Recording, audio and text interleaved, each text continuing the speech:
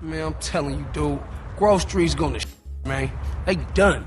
These people talking regarding Grove Street didn't come from what Grove Street was. This is a younger generation looking at GSF as the old guys, something we'll see.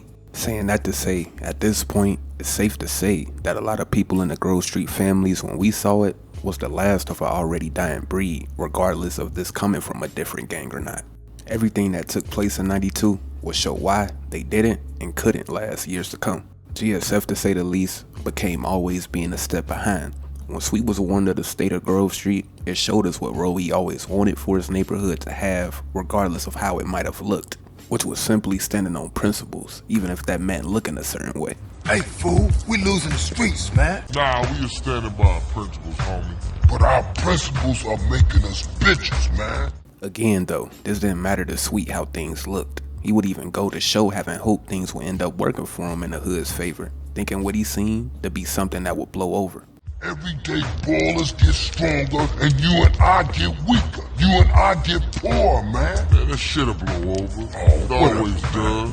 But things never really would. So actually being a leader, this would only make GSF a target, now being in the way, and something that already was shown to be worthwhile at this point. Again though, things would be set up for things to not be in Grove's favor. Things becoming the small cul-de-sac they came from versus everyone else. Gangs all willing to indulge in the new versus one gang going against it, only looking at things that became unimportant. But even then, Grove Street was still seen being behind, trying to get things back to what they were actually used to. Takes you back some, huh, CJ? Yeah. Things has changed around here. CJ, watch your back around here, man. How I get so bad? Early on, we saw Ryder care about graffiti. Man, some pizza place keeps painting over our hit up, man. Shit is beautiful. Teach the owner a lesson. Fucking Grove Street, you damn? He might have did what he did as far as still playing a part in crack, but this showed this was still in his heart to do for GSF outside of Sweet and CJ, while still showing again being behind. But this would show why weeks earlier this was said about them, along with something else telling. Man, Grove Street ain't even no real gang no more, homie. Shit changes. And this shit changes everybody, man. Notice how this guy spoke on things changing, things not being about something like graffiti or the things Grove Street stood on. Saying that to say people didn't want to play the hero role that they perceived GSF to be doing. They wanted money. Guess you're right. That shit changes everything, don't it? For sure. If that wasn't telling, Ryder reviewed Sweet had the same problem he did. Better drop by and see Sweet. He's been yapping on about that graffiti too. Take this paint and go hit shit up. Start with our own set first. Later on, we spread out, take the whole hood back. Smoke here let CJ and Sweet think something like this was still important, knowing this was something to say the least out of style with their peer group. Tagging is more for the young guys in my opinion, which is why they were the only two doing this, staying with their principles more or less, but still being the last in the know that this isn't progressive anymore. Watch for those rollers as I tag this up.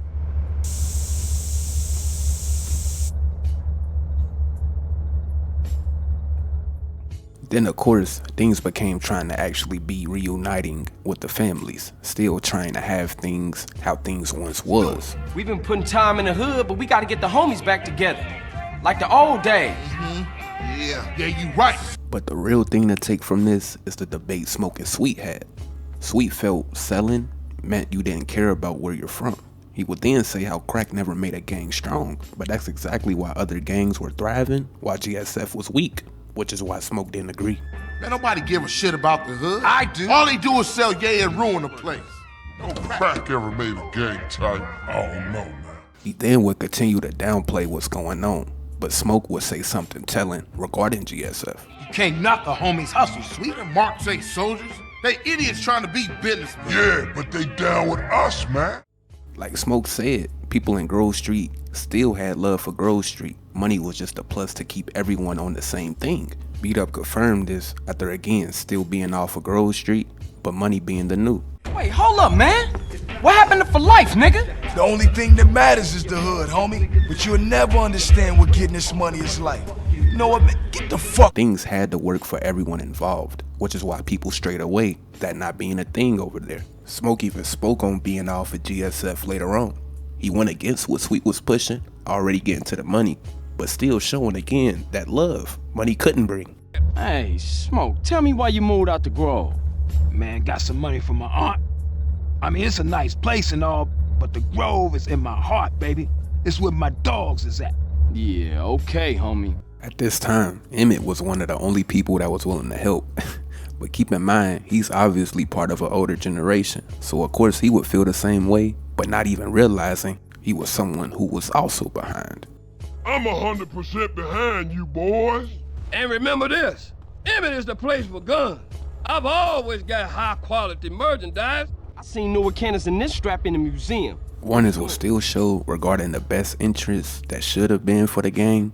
People have to open their eyes and their hearts, CJ. I'm talking about the choices all men face, brother. Sometimes they seem real, but other times there's no choice at all. But Grove Street, regardless though, saw things through of what they allowed themselves to do. But down the line, they will be reminded about things not being set up to come out on top outside of what everyone only thought and saw. And just as I was about to help those poor Grove Street boys. Oh yeah? How? I like the status quo, Carl. I like having all you bastards doing my job for me, blowing each other's guts all over the sidewalk. Dumb bastards. Now, if it's brought to my attention that one tribe gets an unfair advantage over another, that truly troubles me, Carl. So what you saying, man? I'm saying the ballers have brains, Carl. They watch the news. I'm saying they're making friends, cutting deals, and tooling up for more than half-assed drive-bys. Man, cut that bullshit, Tenpenny. Just say what you mean, man. Tenpenny implies gangs needing to be at the same level. So when the ballers started to be weakened, Looks like we backed them ballers against the wall, huh? was why when things got too big for Grove Street, things was put to a halt. When Glen Park was took over, this stemmed from their principles, of course. We got a problem. Some punk-ass base-ass fool has been slanging to his Grove brothers. What? Who? Check this out. He's been buying shit over in Glen Park. You fuck up Glen Park, and that turncoat bitch-ass nigga's gonna lose nerve and make a break for it. But things like that couldn't happen. This wasn't just about a neighborhood. At this point, this was interfering with everyone making money, along with Grove Street starting to be looked at as what they always wanted, the good guys to say the least. Keep in mind, no one likes a hero when it's messing up what they have going on. Grove Street family, they're on their way back up in a big way. They took over the whole neighborhood, and now they're cleaning the whole shit up. They ain't playing, man. I'm really glad to hear that. Keep that shit off my street, that's what I want to say. Make sure you get the right bad guy, homie. By the time the family got to set up a meeting, we seen it firsthand to not work in their favor once the LSPD made sure of that. But again, Grove Street still getting stronger. This next thing still will be telling to simply again still being behind. Listen up. Y'all down with CJ, right? Yeah, sure. He's been through a lot. I mean, we all been through a lot. But CJ's helping us clean up the hood. He's taking the fight to the enemy, showing all of us how he used to be. Yeah, what it used to mean to be a Grove Street family. Yeah. Notice what spoke on was things being how things used to be for them, showing them still trying to find that. But this would be another unsuccessful move. Many OGs within Grove Street would die and go to jail for their beliefs. That's right, Leanne. I'm Richard Burns, and I am in a terrible part of town. A town under siege by hoodlums. Gang and drug wars are plaguing the city. A huge sudden upsurge in cocaine sales have been reported. The street wars between gangs of ballas and Grove Street hoodlums came to a head recently when several senior Grove Street gang members were killed while others were incarcerated. The police described that as, and I'm quoting, excellent news. This alone, though, would continue to show why things could never be the same or how it used to be. They would even be talked about like things was already over. You know, for a minute, Grove Street, they were back on top. That's what I was reporting. And the ballers was getting put back in their place. But that was just for a minute. That's over now. Gannon and East LS, they're both seeing some major gang activity. So y'all be careful out there. During the CJ being out of LS and Grove falling, ballers instantly took over Grove Street, showing how easy things was for that street to conform without the likes of these certain people. Things will still happen trying to support what Grove Street fought for. But just like before, another reminder is said, which of course would be telling. CJ down the line still would be considered to be hero-like. Carl! You're a fucking hero down in LS. I just spoke to my cousin. Not with my people, I ain't. You did something good, eh? Yes, you did. But this isn't over yet. But once him and Torino caught back up, this would be called out to why that really couldn't be the case, along with the result of trying to be that. Now, The money that we raised, the friends that we won over, have helped us immeasurably in our overseas interests. Kids like you expect heroes. We're fighting a war out there. I'll be a hero and I'll lose. Just like Torino, GSF will also lose with playing a hero role. Everything earlier proves this to be true. He would even continue to hear the side GSF played on, hearing that confirmed inevitable. What he's going to say shows things to be bigger than purple and green. He explains why things couldn't revert. Damn! Hey man, how you know all this stuff, man? And won't you stop it? You just don't understand, do you, kid? Look, it's all white knights and heroes. We have to make decisions, kid. You know, I try to set bad people on other bad people, and sometimes I let good guys die. It's a very delicate decision. Look, over here, you got all the scumbags inside the country. And over here, you got all the scumbags outside the country. And me and my colleagues, we're the fucking pivot. Keep the government in work. Torino saying how him and his people are to change, a hero not mattering, again shows it was nothing GSF could really do but buy time, especially with Sweet about to still continue the ways of things that was no longer. Going back to LS, CJ, as many know, all the info he had that he's playing a losing game, he would start to have a different approach, while Sweet never had insight. Taking back over Grove Street, Sweet will be the only one trying to stick to the principles he always mentioned, but even he almost failed to come into a realization, again, of the real pivot. I'm tired, man.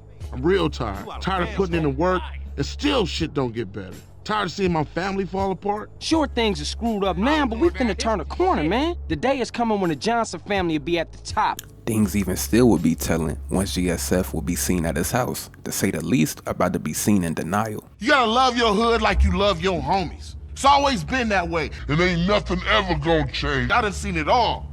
What up, CJ? What's up? Yeah, I'm glad to see things back the way they used to be. Nah, it ain't like it was, but it's gonna be. Throughout, again, the problem GSF faced was trying to have things back how things used to be. And the design to not make money wrote their fate at a time how things used to be wasn't the case anymore. Everyone in LS at this point throughout became being for self, things being bigger than just their rivals. And ultimately, this would be what's normalized from this point forward. If you don't get this shit together, what you think this place gonna look like? What Grove Street ended up looking like became everything they always fought against, to say the least. 21 years later, we saw that firsthand. Firstly, as many know, Grove Street was taken over by Ballers members, something they took pride in. This ain't a family hood no more. This Ballers, baby. Hey, families got kicked out of here a long time ago. Things would show what really was important that Grove Street didn't see at that time. Following someone with no money, just for a cause, became not cool. Man, who gonna worship a broke-ass king? Psst. Even when it came down to colors, this would be a thing that wasn't important. Years before that, was looked at to be everything. I ain't seen your colors yet. You gotta fly the flag, man. Ain't nobody gonna respect you if you ain't representing your hood. But back to the result of the inevitable, this will show something again that's old. Why aren't you like head to foot in green with the Ballers like head to foot in purple? Man, that's old school, man. We don't do that shit no more. Oh yeah? So how you know what side someone's on? Man, you just know. Man, everybody already know who everybody is. It's just the law to say certain gang insignias make you part of some vast criminal conspiracy or some shit. They just want to hit you with that RICO charge. Of course you had people that respect the Johnsons within the family still. You know O.G. Johnson is gutter as a motherfucker. But a lot of people, as we seen, adapted more into what again Grove Street didn't do. Franklin and Lamar even attempted to make a set, doing everything they didn't do. This newer generation knew the outcome of what they did to be for nothing, and they didn't want that for themselves. Families for life. For real, homie? Man, but I guess, shit, we really gotta push this whole forum thing a bit harder, dawg. Forum, baby. Forum. Nigga, I got a cool symbol for that. Throw it up. Cool, homie. But I thought forum was the opposite, about moving past the signs and the mad dogging and all that other bullshit. So you saying reality is a gang sign, hanging on a fucking street corner, striking on a fucking wall, then shooting at your cousin cause he wears purple and you wear green. We still arguing about that old ass bullshit. I wanna get paid, dog, not be the backdrop in a rap video or a documentary. Nigga, I wanna motherfucking pay for a rap video and a documentary. GSF was even downplayed, continuing to show their ways became something not respected. People again looking up to the things that was looked at to be too far decades ago. Are you Grove Street? Is Grove Street like a myth? Man, that's some old school shit. Hell no, it's not a myth. But times have changed, homie. I'm families. I guess like they was. But things is different now, homie. Ain't like the early 90s no more, so no. All GSF really did was buy time for something that already was set up to happen regardless. Drug sales became bigger than what they ever was and could have been. Even the encounter in Grove Street is telling alone. At a time, their home was everything. Look like baseheads and took over the spot. Let's go home. This is home, man. Get these fuckers out of Mom's house. You was born in there. Damn!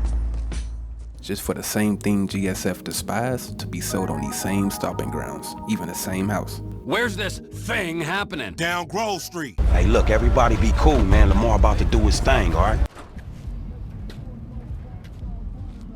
Courier service. Package to collect.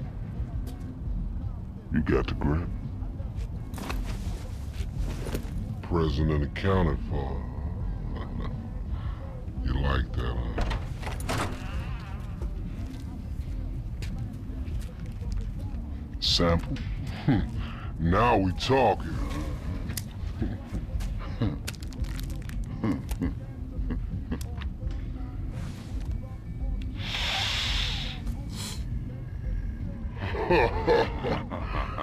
My throat getting numb already. Grove Street families, to say the least, became being in the way. These different sets throughout at this time was making money. So with GSF being behind with the turn of things, trying to find their way to get things back how they seen fit, only stirred things. A lot the gang did was off of impulse, with an older way of thinking, with nothing to show for their doings, mixed in with something that kept things going. This alone was why Grove Street didn't resonate years later to come. In the game, within the gangs, it became okay with being out from self, although at a time that was considered something different for one group of people. Ultimately, why the Grove Street families became distinct and became what not to be generations later.